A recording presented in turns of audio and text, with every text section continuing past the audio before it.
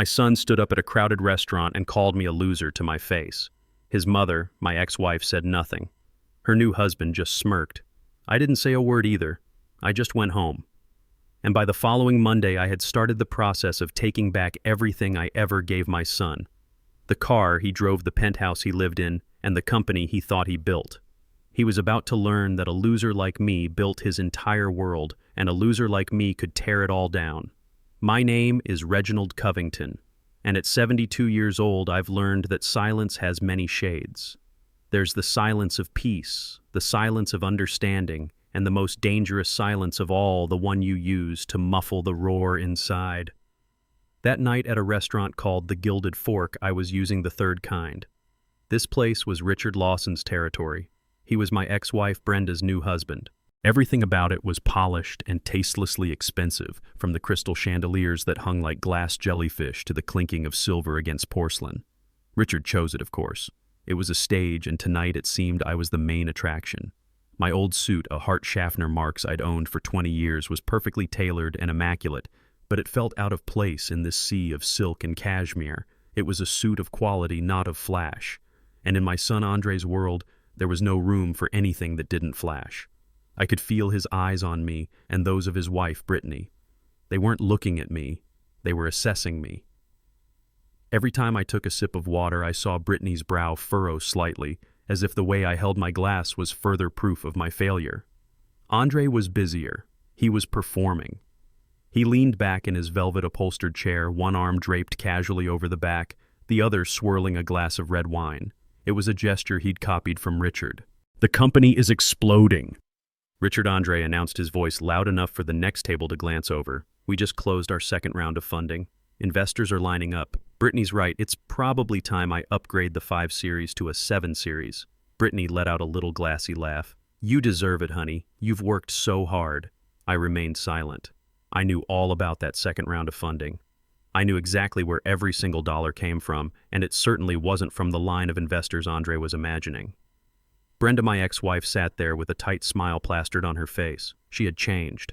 5 years with Richard had worn away the practical woman I once knew, replacing her with a pale imitation who worried if her handbag was last season. She looked at Richard with an adoring gaze, as if he had personally invented success. "Our son is brilliant, isn't he, Reggie?" she asked, turning to me, but it wasn't a question. It was a statement, a silent comparison. "Our son is brilliant, unlike you." I just gave a slight nod and brought a piece of steak to my mouth. It was cooked perfectly, but I tasted nothing. All my senses were focused on the play unfolding before me. Richard, having let Andre have his monologue, finally spoke in his deep, patronizing tone. "Ambition is everything, Andre. Your father Reggie is a good man, a fine engineer, but he lacks that spark. He builds things for other people, never an empire for himself. In this world, if you're not building, you're being buried." It was an insult wrapped in a backhanded compliment, a technique men like Richard perfected. Andre nodded eagerly, like a devout follower hearing a sermon. "Exactly. I've tried to explain that to Dad so many times. The importance of taking risks, of building a personal brand. But he just talks about savings and safe investments. It's so dated." Dated was the word he used. Last time it was cautious. The time before that, traditional. The words changed, but the contempt never did. The dinner continued a steady stream of boasts. Andre talked about their penthouse apartment with its city views, their upcoming vacation to Bali, the new watch Brittany had bought him. Every story was a stone thrown into my silence. I was the wall they were bouncing their achievements off of just to hear the sound they made. Finally, as dessert was served, a 7-layer chocolate cake that likely cost more than my monthly utility bill, Richard signaled the waiter. "The check, please. On my account." He said it casually, but his eyes flickered toward me. Another performance of power. That was the breaking point. Andre, maybe from the wine or maybe just high on his own arrogance, suddenly stood up. His chair scraped harshly against the floor. A few diners at nearby tables turned to look. "See," Andre said, his voice ringing out in the opulent room. He gestured from Richard to me.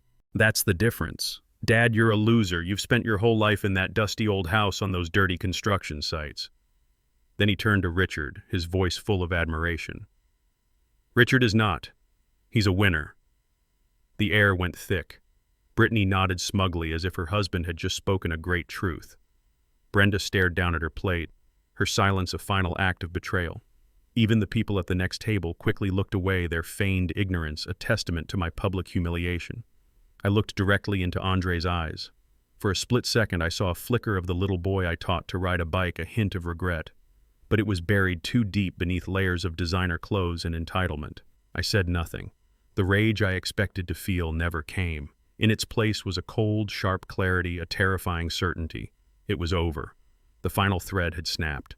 Slowly, I placed my white linen napkin on the table beside my untouched cake. I stood up.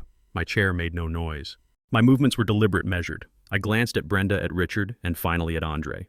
Then, without a word, I turned and walked out of the restaurant. The heavy wooden door closed behind me, cutting off the sound, leaving them to their hollow victory. I didn't have to say anything. My actions were about to speak for me. The air outside was cold, but it cleared my head. I didn't hail a cab. I walked. The wealthy Atlanta neighborhood slowly gave way to the quieter, more familiar streets of my own. My house stood under the shadow of an old oak tree, a solid 2-story brick home I'd designed and helped build myself 30 years ago. It wasn't flashy. It was durable. Like me. Inside, everything was in order. The smell of old mahogany and the paper from the books lining my shelves filled the air. This was my sanctuary, a world away from the phoniness I had just left behind. I didn't turn on the television. I didn't pour myself a drink. Anger clouds judgment, and tonight I needed to be colder than ice. I went into my study. It was a small room, but everything in it had a purpose. On the walls were blueprints of bridges and buildings I had helped create. Real things. Things that last. On a corner of the desk there was a silver-framed photograph. Andre, aged 5, wearing an oversized plastic construction helmet, grinning on my shoulders at a job site. His eyes then were full of pure pride and love. Where did I lose that boy? The question hit me not as a sharp pain, but as a dull, weary ache that had been building for years. I had been too quiet. I had hoped my unconditional love would be enough. I was wrong. Unconditional love does not mean unconditional sacrifice. Tonight, the sacrificing ended. I sat down in my worn leather chair and turned on my old, slightly slow but reliable Dell desktop. The screen glowed, illuminating my impassive face. I didn't browse the web or check my personal emails. My fingers moved with practiced ease, opening an encryption program I'd installed years ago. I typed in a long password, a string of letters, numbers, and symbols that no one else on Earth knew. A simple interface appeared on the screen with a list of folders. Their names were meaningless unless you knew what they really were. Covington Holdings, LLC, Oakwood Properties, LLC, AC Tech Solutions. Seed Funding Agreement Project, BMW 7 Series. Lease Contract, Richard Lawson, Consulting. Payment Schedule. Each name was a thread, an invisible thread I had used to weave the world my son now lived, in the world he thought he had created himself. It was like being the engineer of a bridge. You can't see the rebar hidden deep inside the concrete, but without it, the entire structure would collapse. Tonight, I was going to begin a structural integrity test.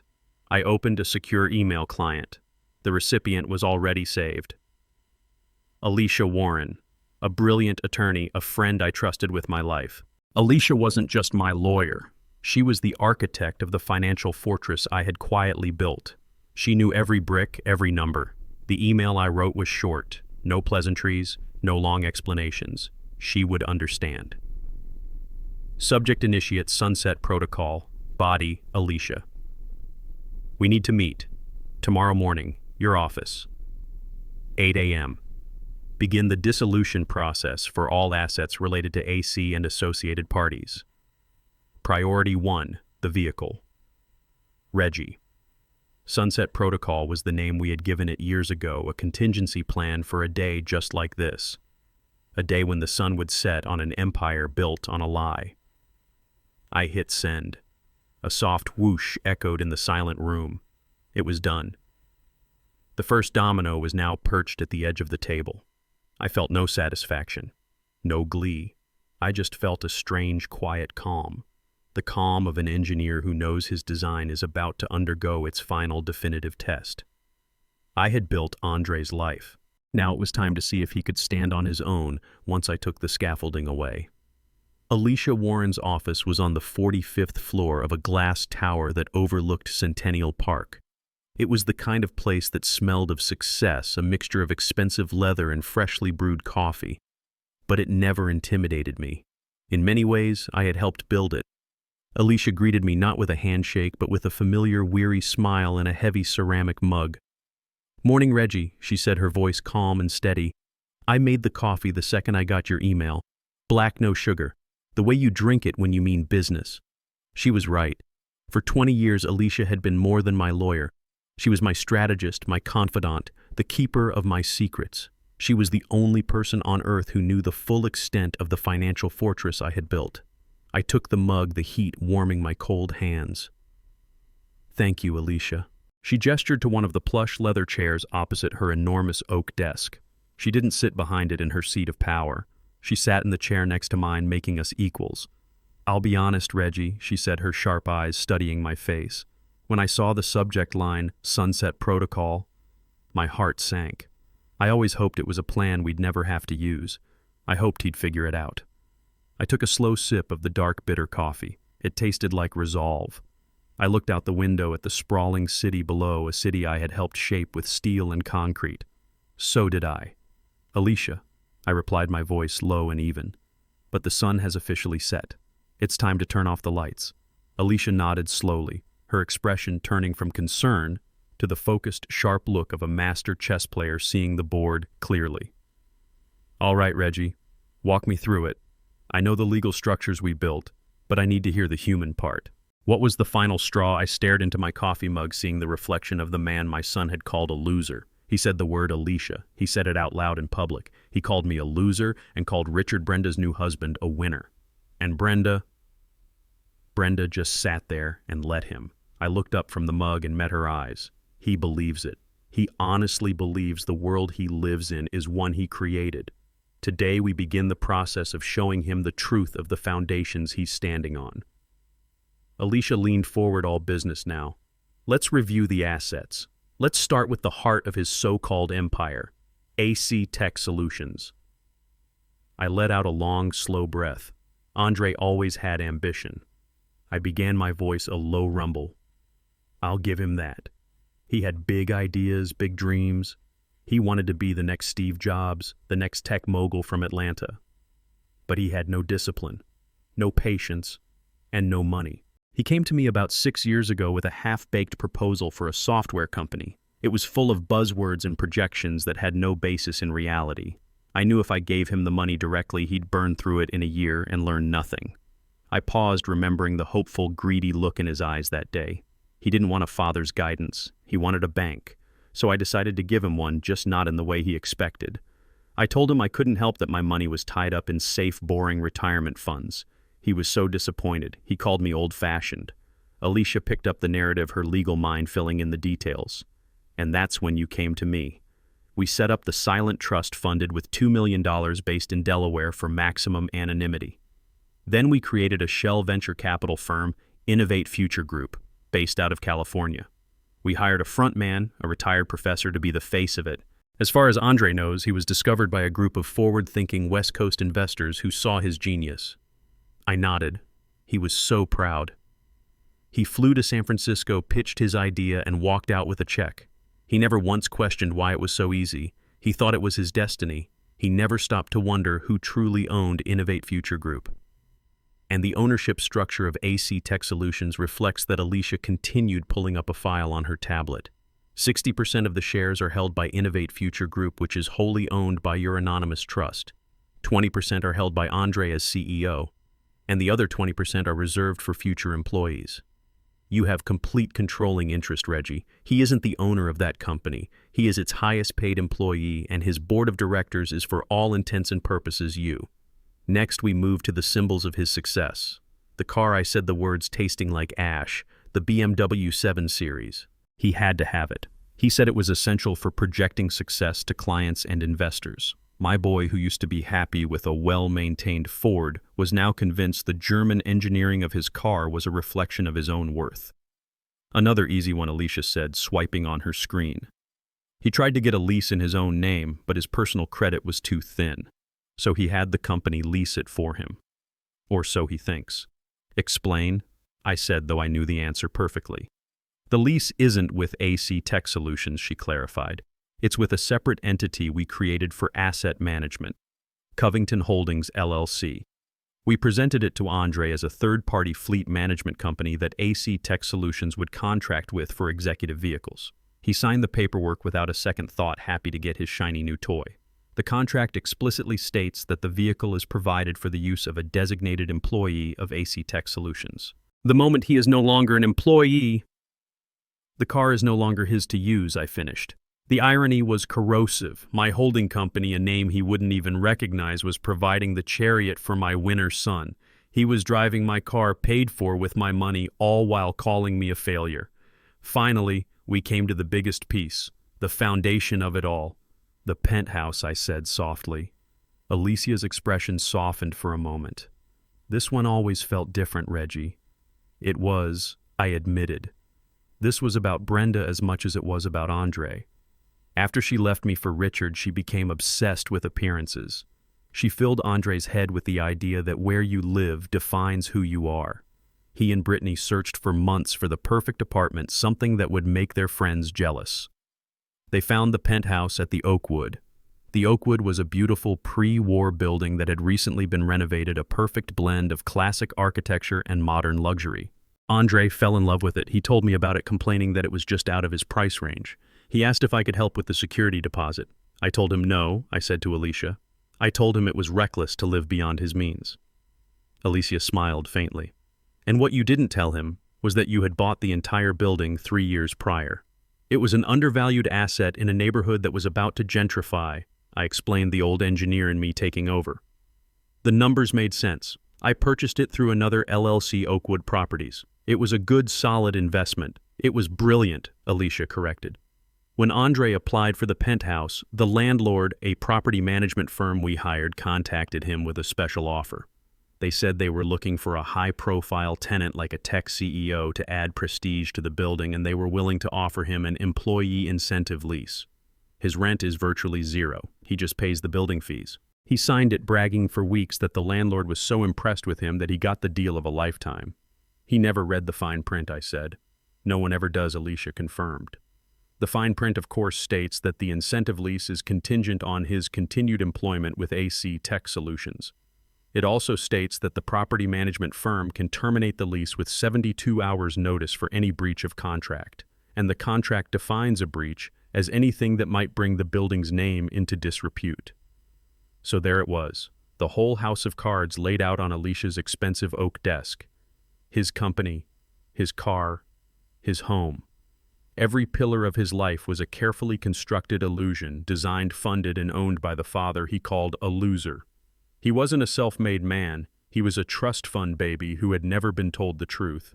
He has nothing, Alicia, I said, the weight of the words settling in the room. Everything he thinks is his is actually mine. Alicia leaned back, her work done for the moment. So, Reggie, what is your first move? According to the protocol, the first step is always symbolic.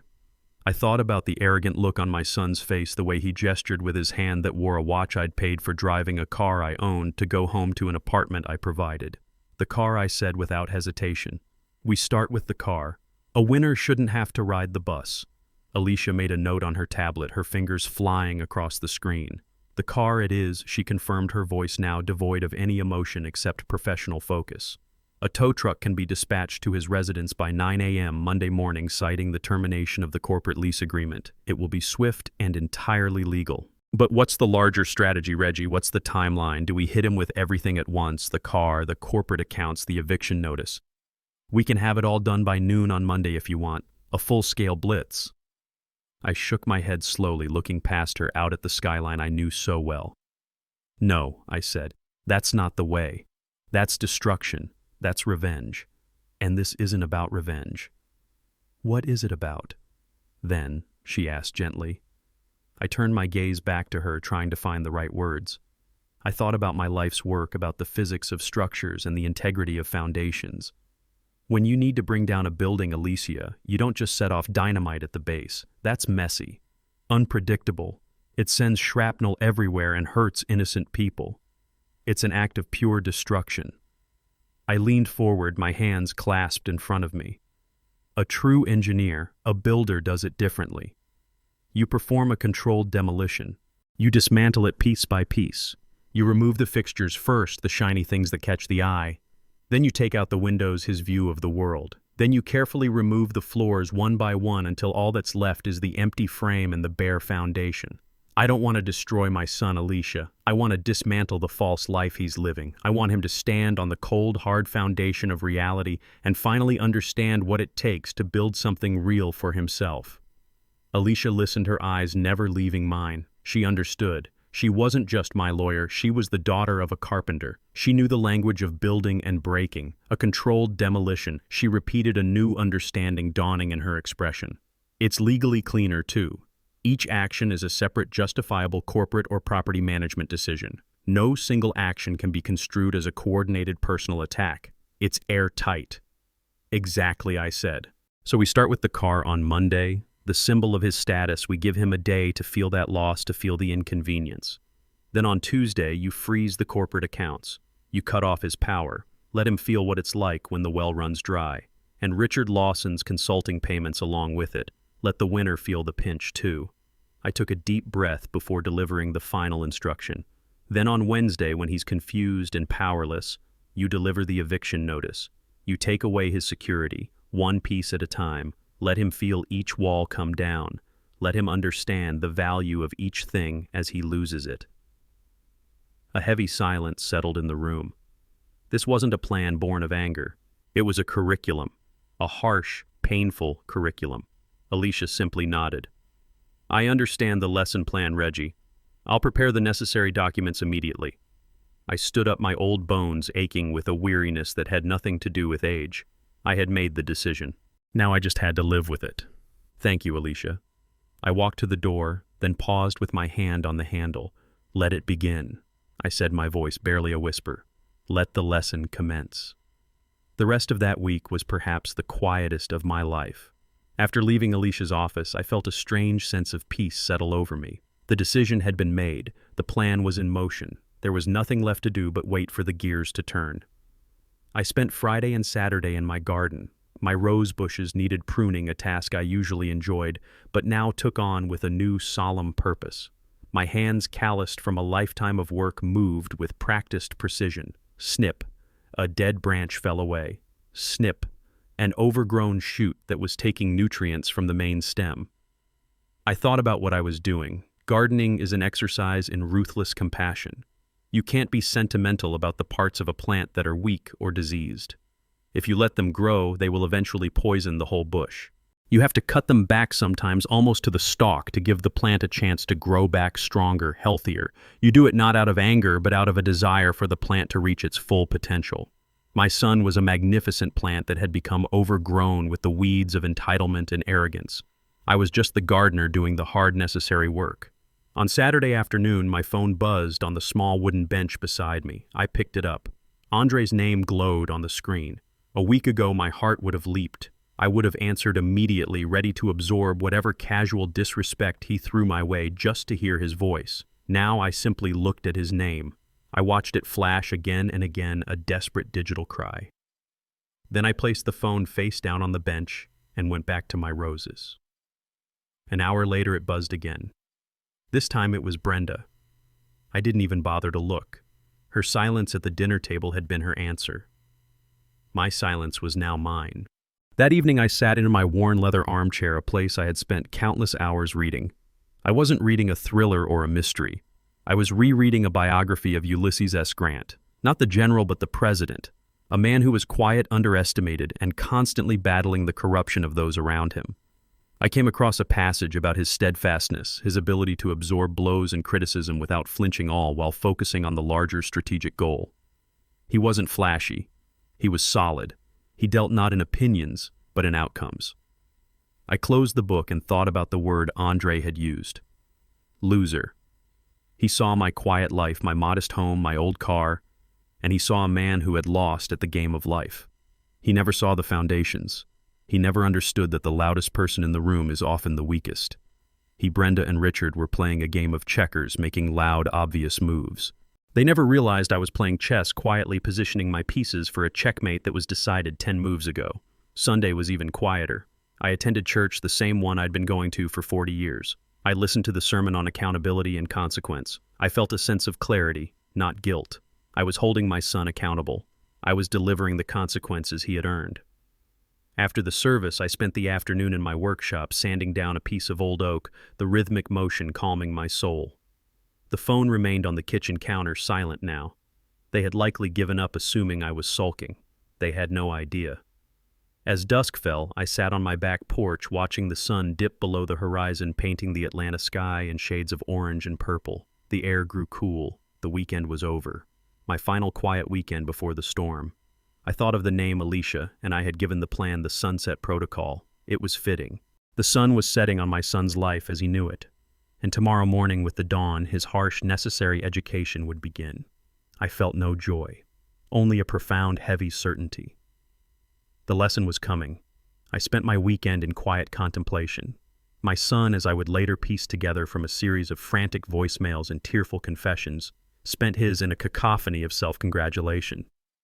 While I was pruning my roses, he was on the phone with one of his friends, laughing as he drove his BMW down the highway, the city skyline blurring past his window.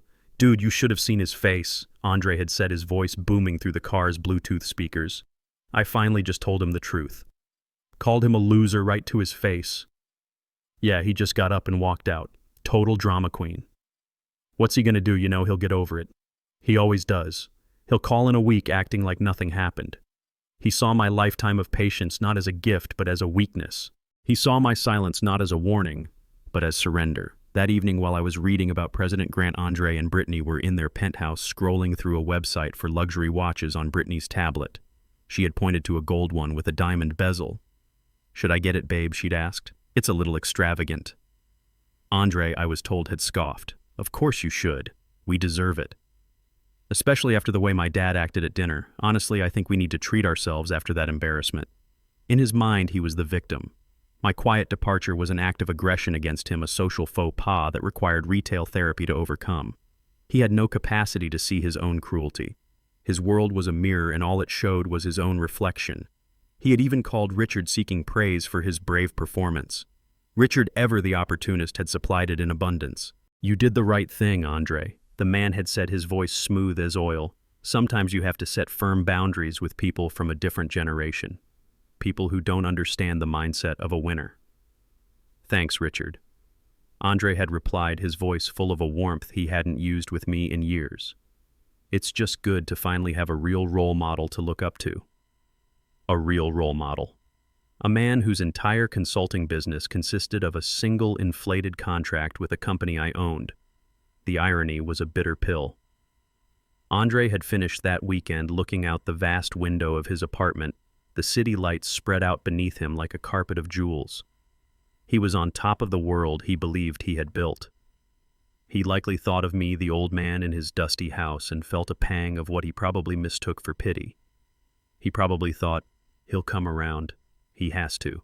He's got nothing else." But he was wrong. I did have something else. I had a plan, and the time for waiting was over. It was Sunday night, 10 p.m. The weekend was done. My house was dark except for the single lamp that cast a warm glow on the oak desk in my study. The quiet in the house was different now. It was no longer the calm after a decision, but the tense electric silence before a storm.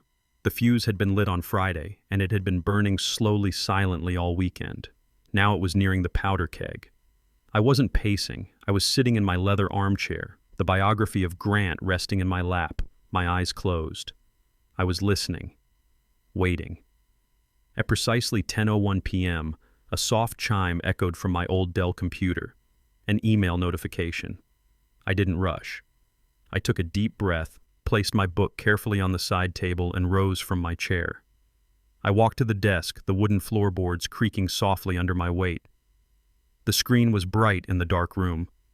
A single new email sat in my inbox. The sender was Alicia Warren. The subject line was simply "Update." I moved the mouse and clicked it open. The body of the email was stark white, containing only 6 words standing alone in the center of the screen like a military command. I leaned in the reflection of the glowing text visible in my glasses.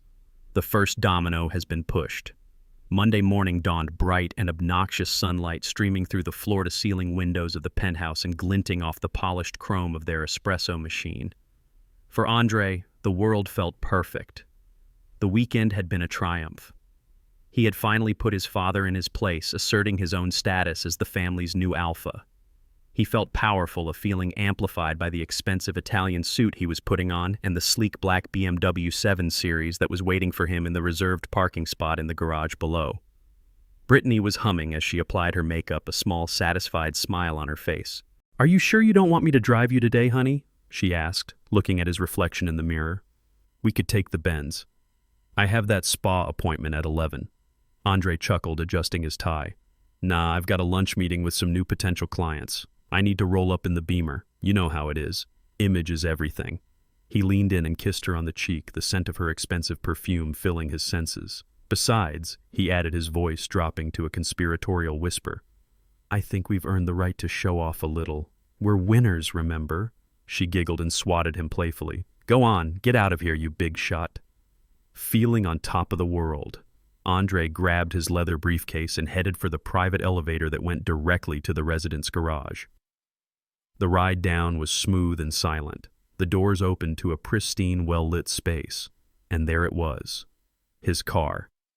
It wasn't just a car, it was a statement. Long, low, and gleaming under the fluorescent lights, it was the physical embodiment of his success. He clicked the fob and the car chirped, its angel eye headlights flashing a welcome. But as he walked toward it, he noticed something was wrong. A large, grimy-looking tow truck was parked directly behind his BMW, its yellow hazard lights flashing rhythmically, casting an ugly, pulsating glow on the polished concrete floor. A man in greasy blue overalls was kneeling by his rear tire. Andre's good mood evaporated instantly, replaced by a surge of irritation. "Hey!" he barked, his voice echoing in the garage. "What the hell do you think you're doing? This is a private garage. You can't park here." The man in overalls stood up slowly, wiping his hands on a rag.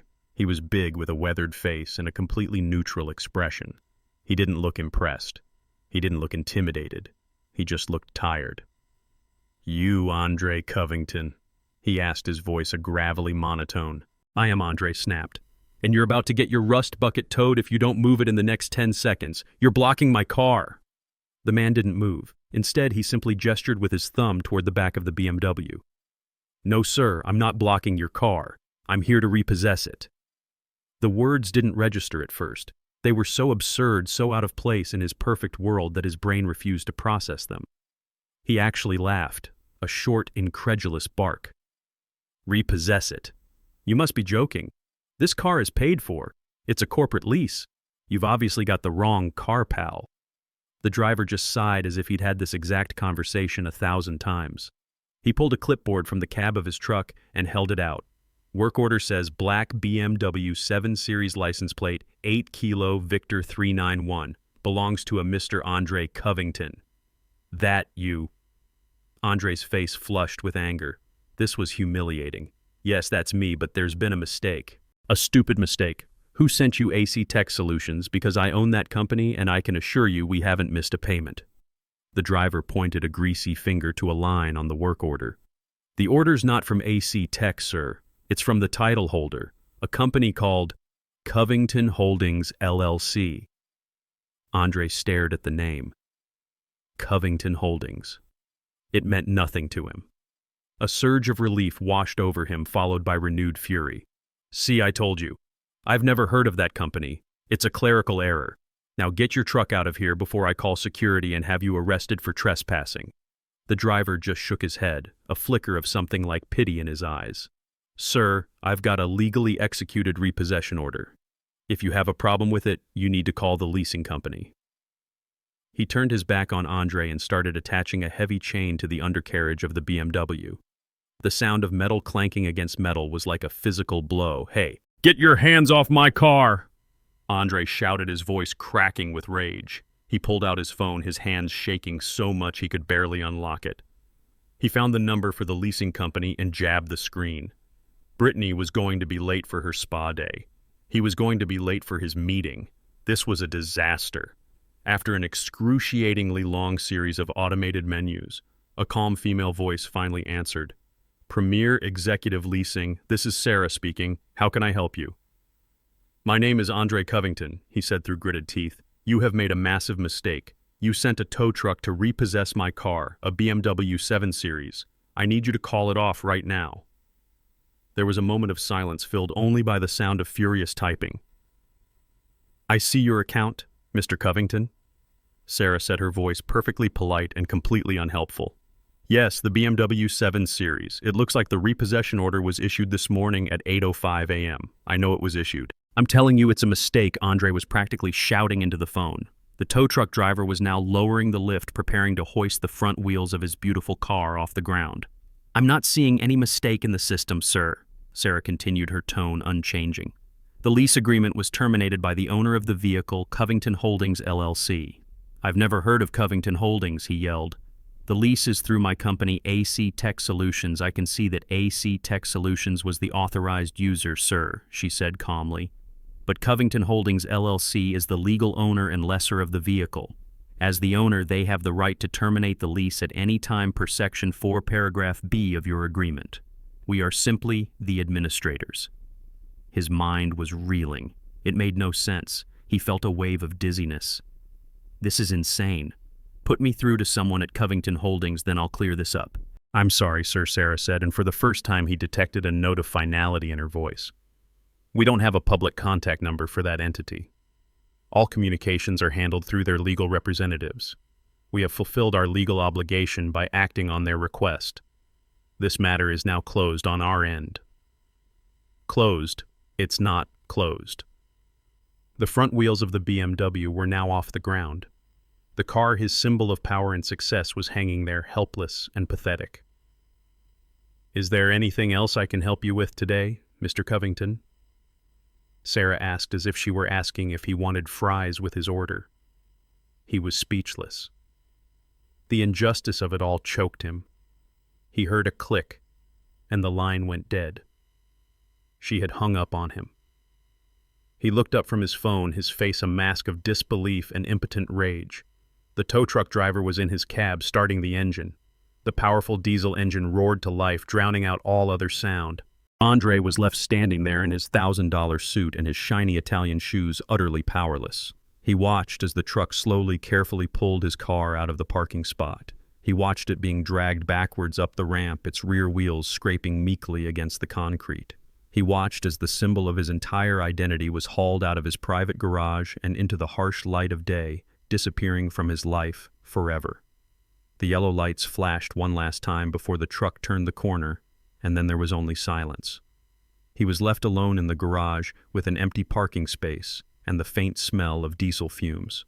The first pillar of his world had just been violently ripped away. If the loss of his car on Monday was the first tremor, the main earthquake was scheduled for Tuesday morning. The second domino was not about status. It was about power. It was about money. I spent my morning peacefully reading a book on my porch, but I knew that across town, my son's world was being systematically dismantled, starting with the most public of humiliations. Andre arrived at the gleaming glass tower that housed his office nearly an hour late. He was flustered and furious, having been forced to take a $100 Uber across town during rush hour.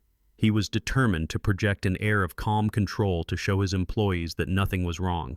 His first stop was the artisan coffee shop in the lobby of his building, a place where he was a well-known regular. He always made a show of it, buying coffee and pastries for his executive team, a king dispensing favors to his court. He strode to the counter, cutting in front of the line with a dismissive wave. "Morning, Chloe," he said to the young barista. "The usual for the team, 6 large lattes, 4 cappuccinos, and a box of your best pastries. Put it on the AC Tech account." He handed her the sleek black corporate credit card. It was a card with no spending limit, a symbol of his absolute authority. The barista smiled and ran the card. A moment later, her smile faltered.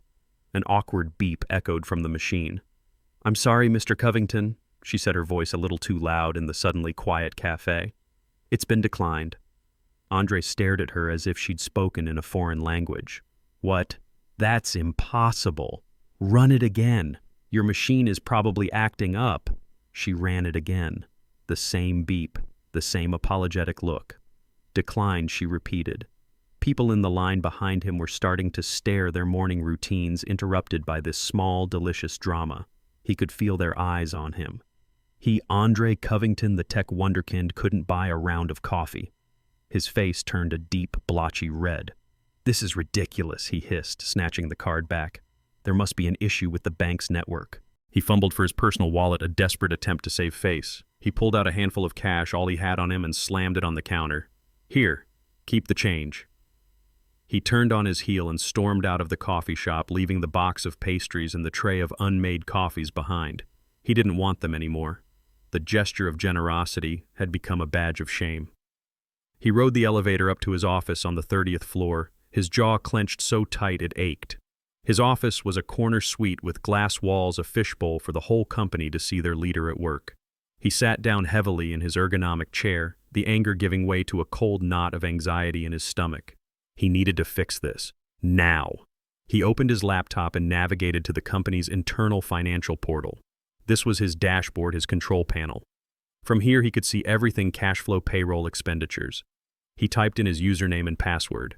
A red line of text appeared on the screen: "Access denied." He blinked. He must have mistyped. He entered his credentials again slowly this time, making sure each keystroke was perfect. Access denied. A cold sweat broke out on his forehead. This wasn't a glitch. This was a lockout. He, the CEO, the founder, was being barred from his own company's finances. He frantically clicked on the "Forgot Password" link, but the system returned another error: user profile not found. Please contact your system administrator. He was the system administrator. Panic, cold and sharp, began to rise in his chest. His breathing became shallow. He was trapped on the outside of his own creation. Just then, a notification popped up in the corner of his screen. A new email. The sender was an address he didn't recognize: Directorate AC Tech Solutions. The subject was "Urgent Notice of Financial Restructuring." With a trembling hand, he clicked it open. The email was a masterpiece of cold corporate jargon. It was impersonal, emotionless, and utterly terrifying. To whom it may concern, it began. Please be advised that as of 9:00 a.m. Eastern Standard Time, the majority shareholders of AC Tech Solutions have initiated a comprehensive corporate restructuring. Under this directive, all executive-level access to financial accounts, corporate credit lines, and expenditure authorizations has been temporarily suspended, pending a full audit and review. All non-essential spending, including vendor contracts and consulting fees, is hereby frozen effective immediately. Further instructions will be provided in due course. It was signed simply, "The Office of the Directorate." Majority shareholders. The phrase echoed in his head. Who were they? He had always thought of the California VC firm as silent partners, happy to let him run the show as long as the numbers looked good. He had been wrong. They were not silent. And they had just stripped him of all his power without so much as a phone call. As he sat there staring at the screen, his world shrinking to the 4 glass walls of his office, his phone rang. The screen displayed Richard's name. For a second he thought about ignoring it, but the habit of seeking his mentor's approval was too strong. He answered, trying to keep his voice steady. "Richard, hey." The voice on the other end was not the smooth, confident purr of the winner he knew. It was high-pitched, strained, and filled with raw panic. "Andre." "What in God's name is going on? My monthly consulting fee, it didn't deposit. It's never late. I have payments due, Andre. The mortgage on the lake house, the payment on Brenda's new car. It's all automated." Andre felt the floor drop out from under him. The consulting fees, the email, it was all connected. I don't know, Richard." He stammered the lie, tasting like acid. "There seem to be some technical issues with the banking system here." "Technical issues?" Richard shrieked, his voice cracking. "My entire business. My only business is my contract with you. You told me this was a long-term secure partnership. You told me you were in control. You need to fix this, Andre. You need to fix this right now." The man he had called a winner, the role model he had praised just days before, sounded like a terrified child. Andre, who was used to receiving guidance from this man, was now being screamed at for answers he didn't have. "I'm trying, Richard," he said, his voice weak. "I'm looking into it." "Looking into it isn't good enough," Richard yelled. "My reputation is on the line. Brenda is asking me questions. What am I supposed to tell her? That her brilliant son can't even manage his own company's payroll?" The call ended with Richard hanging up in a rage, leaving Andre in a ringing silence. He was a king who had just discovered his castle was made of sand. He had no status, no power, and the one man he looked up to had just been exposed as a fragile dependent. He leaned forward and put his head in his hands, the gleaming city of Atlanta, visible through his glass walls, a world that suddenly felt 1,000,000 miles away. The second pillar had not just been removed, it had been pulverized, and he was standing in the dust. Wednesday was the day the final foundation was to be pulled out from under him. While I spent the day quietly sketching a new design for a community library, the third and final act of my son's education was being set in motion. The first blow had taken his status. The second had taken his power. This one was designed to take his sanctuary. Andre came home that evening a broken man. He had spent the day in his glass-walled office, a prisoner on display. He had been forced to cancel meetings, to dodge calls from vendors, and to endure the pitying, curious stares of his own employees. He had no car, no money, and no answers. The penthouse, once his triumphant fortress in the sky, was the only thing he had left. He walked through the door, hoping to find some comfort, some refuge from the nightmare his life had become. Instead, he found Brittany. She was not the bubbly, supportive wife he had left that morning. She was a storm cloud of anxiety and terror pacing the vast living room like a caged animal. Her face was pale, her eyes red-rimmed from crying. She had clearly been on the phone all day hearing the whispers, the rumors. The news of his public humiliation at the coffee shop had spread like wildfire through their social circle. Her spa day had been a parade of concerned friends asking questions she couldn't answer. "Andre, what is happening?" she cried the moment he walked in, her voice shrill. "My credit card was declined at the salon, my personal card. The one you pay for, they said the account was frozen. I had to use my emergency debit card. I have never been so embarrassed in my entire life." Andre didn't have the energy to fight. He dropped his briefcase by the door, the sound echoing in the cavernous, silent apartment. "I don't know, Brittany," he said, his voice hollow. "There's some kind of hostile takeover happening. The investors, they've locked me out of everything. I'm trying to fix it. Trying to fix it," she shrieked, her voice rising with hysteria. "Our friends are calling me Andre. They're asking what's wrong. Jessica heard from someone at your office that you're being forced out. Is that true? Are you losing your own company?" Before he could answer, there was a sharp, authoritative knock on the door. It wasn't the gentle tap of a neighbor or the buzz of a delivery. It was a sound that demanded to be answered. Brittany froze, her eyes wide with fear. Andre, his heart pounding, walked to the door and looked through the peephole. A man stood there in a crisp gray suit. He didn't recognize him. He looked like a lawyer or a banker. He looked like bad news. Reluctantly, Andre opened the door. "Good evening," the man said, his voice polite but devoid of warmth. "Are you Andre Covington?" "Yes," Andre said, his own voice sounding weak in his ears. "Who are you?" "My name is Mr. Harrison. I'm the new senior property manager for the Oakwood." The man offered no handshake. He held a large manila envelope in his hand. "The new property manager?" Andre asked, confused. "What happened to Frank?" "Mr. Albright is no longer with the property management firm," Harrison said smoothly. "There has been a change in ownership. May I come in for a moment?" He didn't wait for an answer, stepping past Andre into the marble entryway as if he owned the place.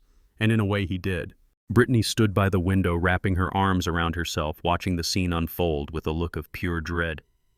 Mr. Harrison's eyes swept across the apartment, taking in the designer furniture, the expensive art, the sweeping views of the city. He seemed completely unimpressed. "This is a lovely apartment, Mr. Covington," he said, his tone suggesting the exact opposite. "A premium unit, which is why it's so unfortunate that we have to discuss the matter of your tenancy." He opened the manila envelope and pulled out a sheaf of papers. "I am here to serve you with this," he said, holding out the document. "It is a formal notice of lease termination." Andre stared at the paper, then at the man's impassive face. He felt a strange floating sensation, as if this were happening to someone else. "Lease termination? What are you talking about?" "Our lease is paid up for the year. We have a special arrangement." "Ah, yes. The employee incentive lease, Mr. Harrison said, a slight condescending smile touching his lips. "I have a copy of it right here. A very generous arrangement indeed. A $0 monthly rent for a high-value executive tenant. However, the lease is quite specific. I'll direct you to Section 7, Clause C." He tapped a highlighted paragraph on the document in his hand. The lease is explicitly contingent upon your continued employment with an affiliated company, in this case AC Tech Solutions. It has come to our attention as the property owners that you are no longer employed there in a capacity that qualifies you for this incentive program. I haven't been fired, Andre insisted, his voice rising in desperation. My access has been suspended. It's a temporary situation. Our legal department disagrees, Mr. Harrison said, his voice like ice. They have received official notification from the Directorate of AC Tech Solutions that your employment status has been fundamentally altered. As such, your lease is in breach of contract. The property owners are exercising their right to terminate the agreement. He finally handed the papers to Andre. You have 72 hours to vacate the premises. That is by 5 p.m. on Friday. 72 hours. The words hung in the air, deadly and absolute. Andre looked down at the document in his hand. It was cold, official, and filled with legal language he didn't understand. But he understood the conclusion. They were being kicked out. That's when Brittany finally broke. A choked, guttural sob escaped her lips. No, she whispered. No, no, no. The whisper grew into a wail. Vacate. Where are we supposed to go? All our things are here. My clothes. My shoes. This is our home. She turned on Andre. Her face twisted with a mixture of fear and pure rage. You did this, she screamed, pointing a trembling finger at him. You did this with your arrogance, your stupid fight with your father. You ruined everything. Brittany, stop it, Andre pleaded, but his words were drowned out by her hysteria. Stop it. I will not stop it. I gave up my career for you. I moved into this apartment for you. I built my entire life around your success, and you've thrown it all away because you couldn't just be a decent son. What are my parents going to say? What am I going to tell my friends that we're homeless? Mr. Harrison watched the domestic drama unfold with the detached interest of a scientist observing insects. My work here is done, he said, turning to leave. A moving crew can be recommended if you require one. Please ensure all personal belongings are removed by the deadline. Any items left behind will be considered abandoned and will be disposed of. Good evening. He walked out, closing the door softly behind him, leaving them in the ruins of their beautiful, empty life. The silence that followed Brittany's sobs was more terrifying than the shouting. Andre stood there, the eviction notice clutched in his hand. His eyes scanned the document, searching for a loophole, a mistake, anything. And then he saw it. At the bottom of the page, under the signature of Mr. Harrison, was a line of small print. This notice is served on behalf of the legal property owners, Oakwood Properties, LLC.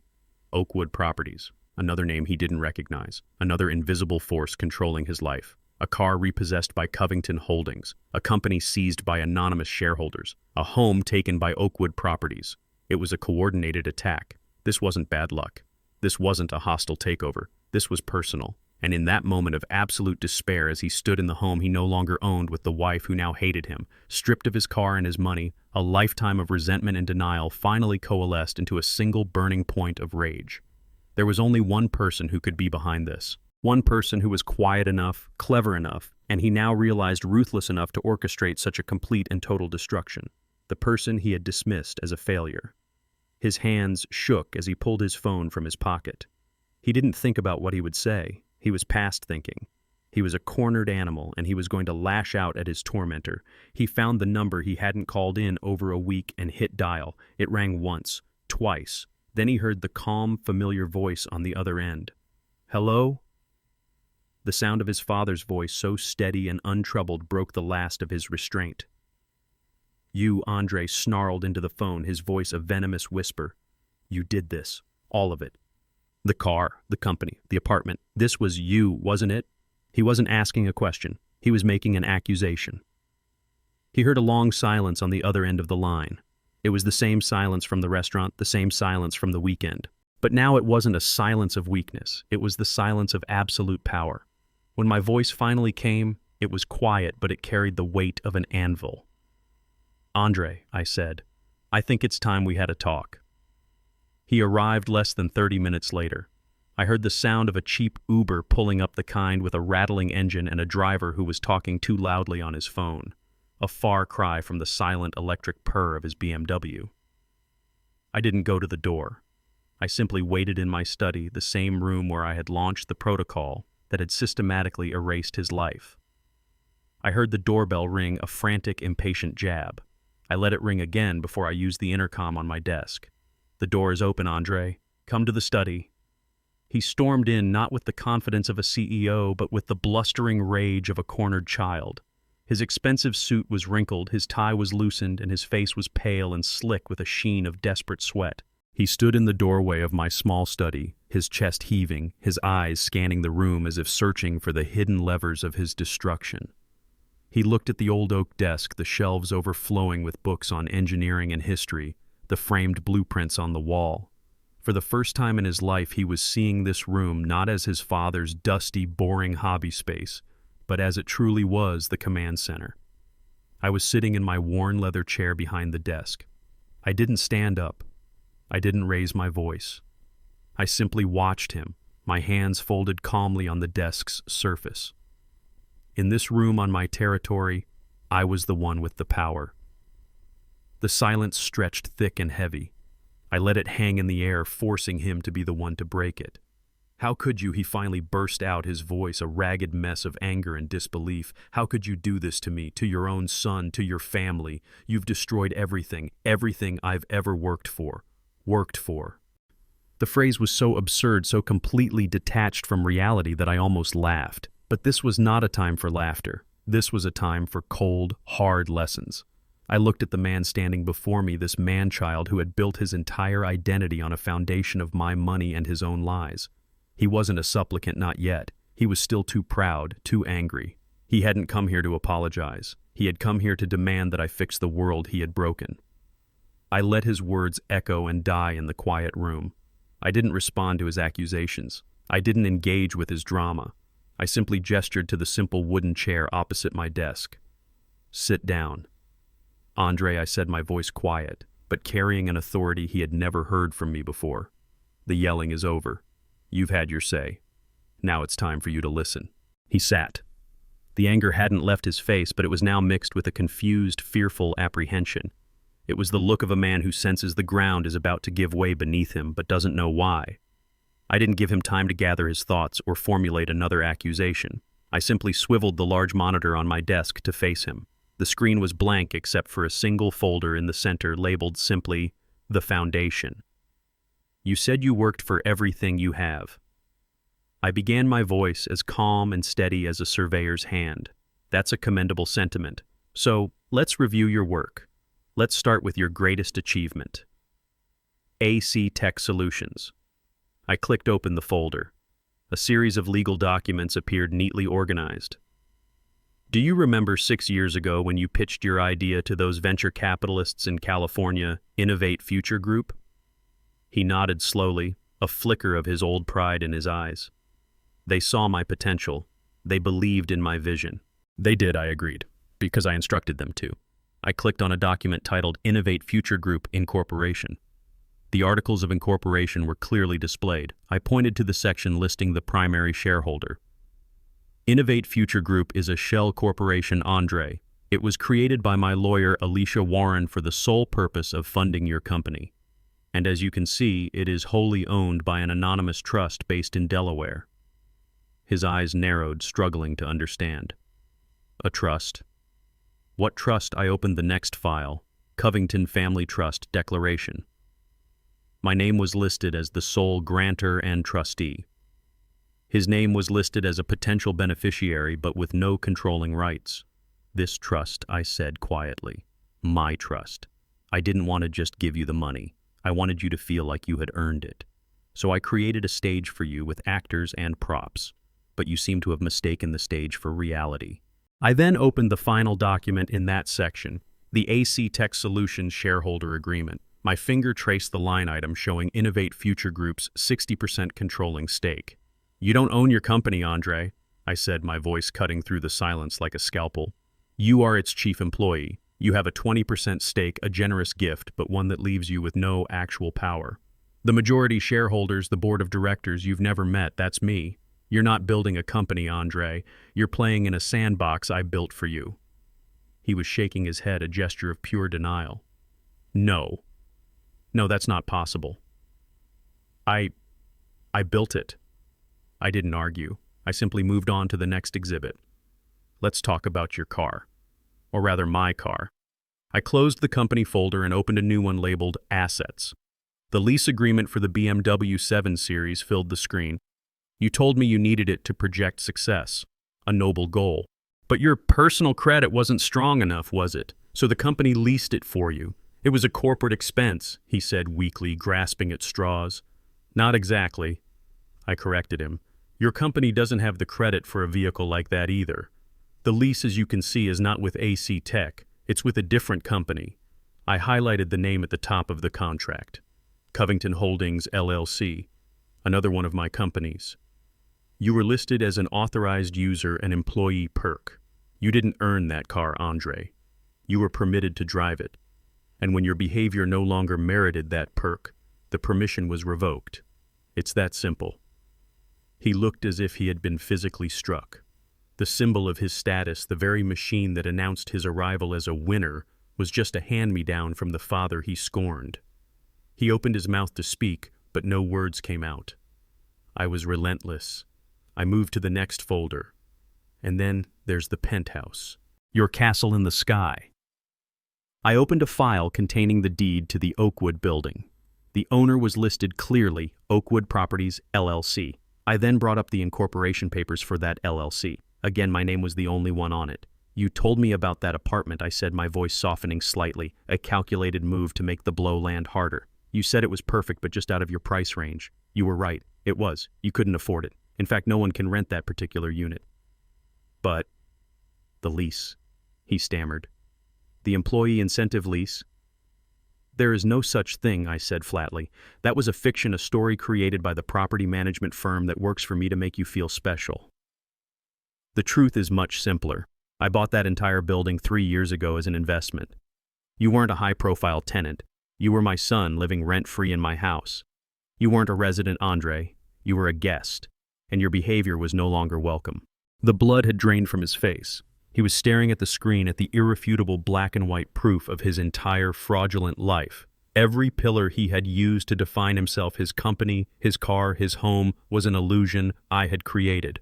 He looked up at me, his eyes wide with a dawning horror. The anger finally extinguished, replaced by something much worse, utter humiliation. But I wasn't finished. There was one more piece, the keystone that held the entire rotten arch together. You called me a loser, I said, my voice dropping to a near whisper. And you called Richard Lawson a winner. You looked up to him. You called him a role model. Let's talk about your role model. I opened the final folder. It was labeled simply, Consulting. Inside was a single document, a contract between AC Tech Solutions and Richard Lawson Consulting. I scrolled down to the payment schedule, a recurring monthly payment of $50,000. Richard is a business consultant, I explained, and a consultant needs clients. Did you ever wonder why he never talked about his other clients, why his only business seemed to be giving you advice? Andre stared at the numbers on the screen. He knew them well. He was the one who authorized the payments. That $50,000 monthly fee. That's his only income. Andre, your company is his only client, and since your company is funded entirely by my money, I let the sentence hang in the air, letting him connect the final devastating dots himself. His eyes went wide. The realization hit him like a physical blow. He actually recoiled in his chair. The winner you admire so much? I continued, my voice calm and precise. The man your mother left me for the man who lives in a big house and drives a fancy car and lectures me on ambition. His entire lifestyle is funded by me. I pay his mortgage. I pay for your mother's new car. The money flows from my trust through your company and directly into his pocket. The winner your mother chose is on the payroll of the loser she left behind. That was it. That was the final blow. He made a small choking sound. The entire edifice of his life, his success, his heroes and villains, his identity, it all came crashing down in the silence of that small, dusty room. He finally understood. He wasn't a player in the game. He wasn't even a piece on the board. He was just the ball passed between hands, and he had never even known it.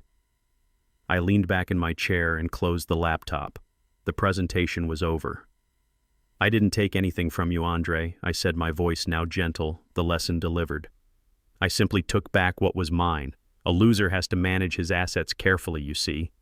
Now, for the first time in your adult life, you have the opportunity to become a real winner, all on your own. I stood up and walked out of the room, leaving him alone with the wreckage. I looked at my son, truly looked at him for the first time in what felt like a decade. The arrogant CEO was gone. The resentful child was gone. All that was left was a broken man sitting in a simple wooden chair in a dusty old study, stripped bare of all his illusions. There was no victory for me in this moment, only a deep, profound sorrow for the years we had lost for the boy who had gotten so lost inside the man. This final act was not about punishment, it was about purpose. He needed to understand why. I know this is hard to understand right now, Andre.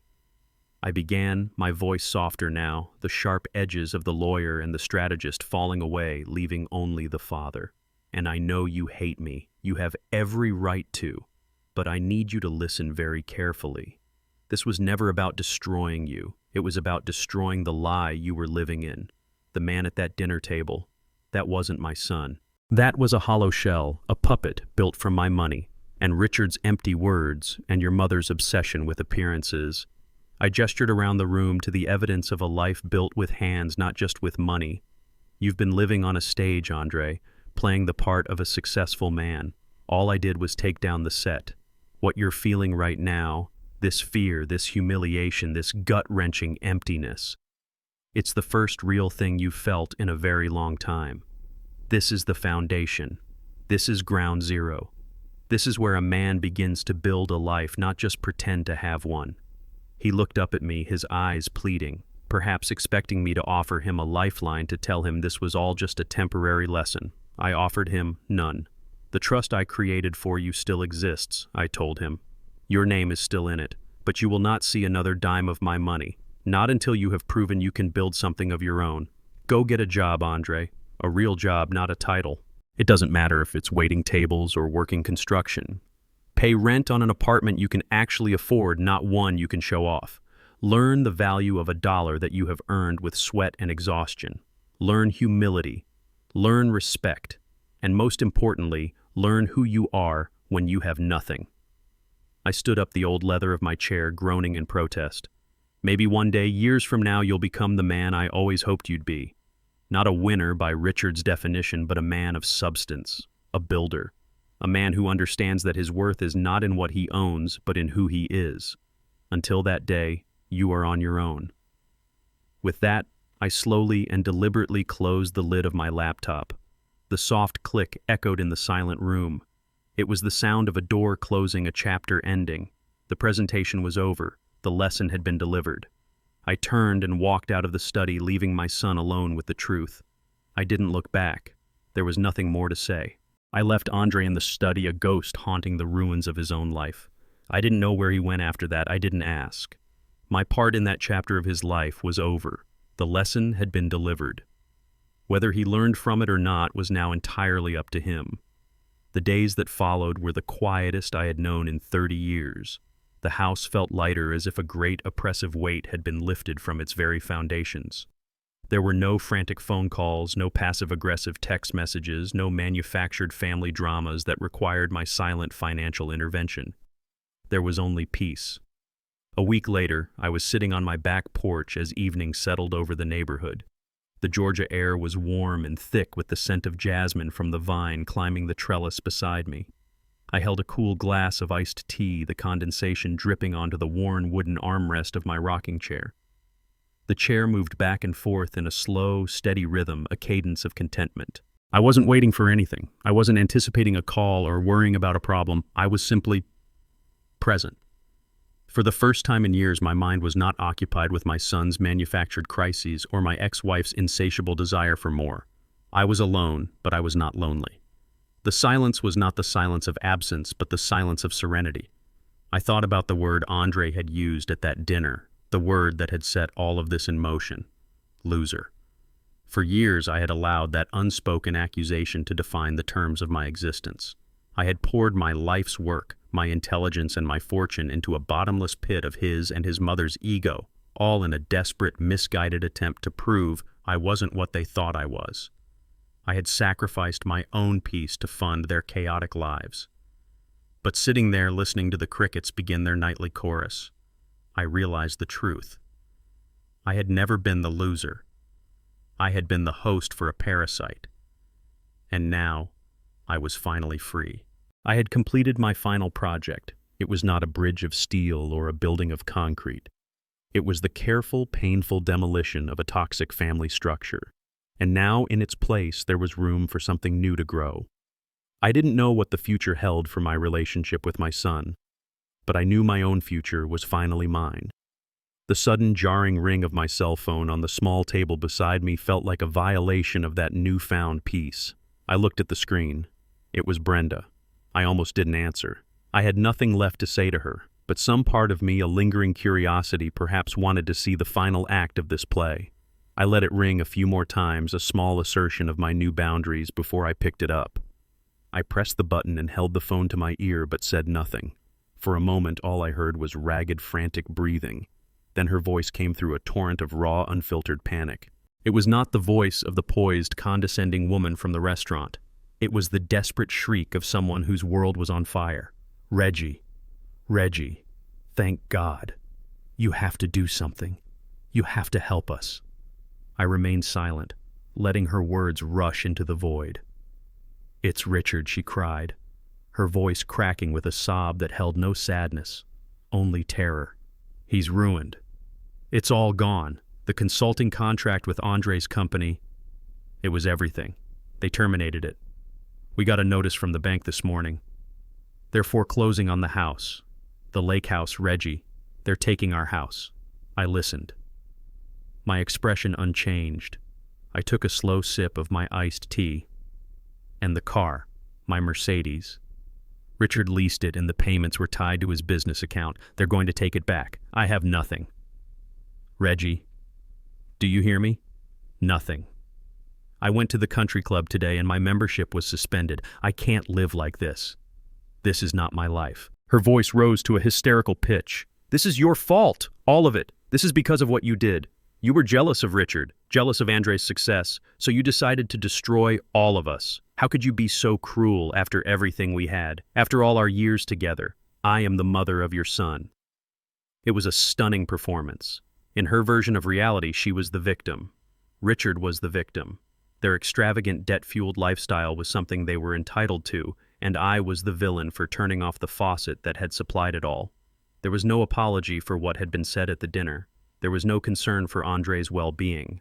There was only a desperate, selfish demand that I put her world back together. She hadn't changed. She never would. And in that moment, I felt the last lingering chain of obligation to her turn to dust and blow away in the evening breeze. She was still ranting, her words blurring into a meaningless stream of accusations and pleas. You have to fix this, Reggie. You have to call those people the ones who own Andre's company. You have to tell them to reinstate the contract. You have the money. You always have the money. You owe us that much. You owe me. I let her finally run out of steam. The silence that followed was heavy with her expectant, desperate breathing. She was waiting for me to give in, to do what I had always done, quietly clean up the mess. I let the silence stretch long and uncomfortable. I listened to the crickets. I watched a firefly blink in the growing darkness. I savored the feeling of my own unshakable peace. When I finally spoke, my voice was quiet, calm, and utterly final. It held no anger, no satisfaction, no emotion at all. It was simply a statement of a new and permanent truth. Brenda, I said, that is no longer my problem. I didn't wait for a reply. I didn't need to hear her shock, her rage, or her pleas. The conversation was over. A conversation that had been going on for 30 years was finally mercifully over. I pressed the end call button on the screen and placed the phone face down on the table. Then I leaned back in my rocking chair. The slow, steady rhythm returned. The scent of jasmine filled the air. The stars were beginning to appear in the deep purple sky, distant and beautiful and indifferent. I had reclaimed my dignity. I had reclaimed my peace. I had reclaimed my life.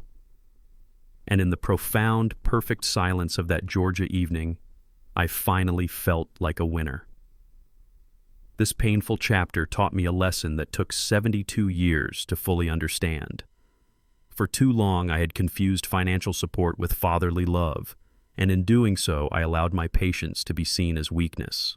I thought that by providing a safety net, I was helping my son, but I was only enabling a boy to live in a man's world without any of the responsibility. I have learned that true strength is not found in endless giving, but in the courage to set firm boundaries. And sometimes the most profound act of love is to take everything away, forcing someone to stand on the cold, hard foundation of reality so they can finally learn to build a life for themselves. I'm truly curious to hear your thoughts, so tell me in the comments, what would you have done in my place?